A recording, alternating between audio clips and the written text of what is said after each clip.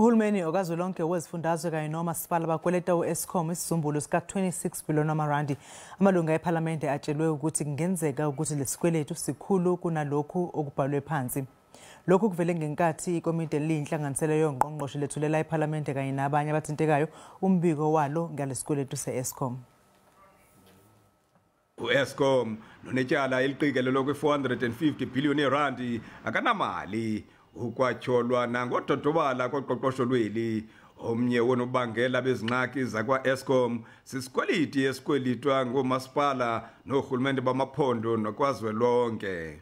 Alukho uhlelo nohlaka njengamanje einhlakeni zombuso uwonke ezibhekene ukuxazulula lezi inkinga ezinkulu nezingqinamba ezibhekene noEskom. Nikuyinto kufanele sisukumele phezulu neseyiphoqe iKomidi lezimali zomphakathi ethina scope ukuthi singenelele ngokuthi sizowenza lo msebenzi ukuhlanganisa zonke lezi inhlaka ukuze sifinyelele esixazululweni kulolu daba ngoba isimo siyaphuthuma futhi nomnotho wezwe usengozi.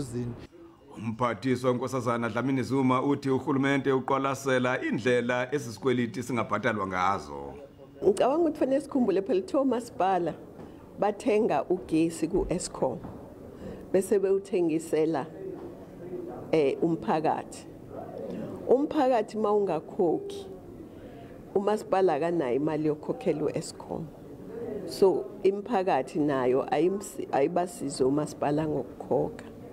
Kodwa oMasipala namasebe oHulumeni ayingawodwa abangela izingxaki noluntu ngobubanzi kuthiwa alubhataleli umbane. Ndingumanelisi Dubase weendaba zeSABC ePhalamende eKapa.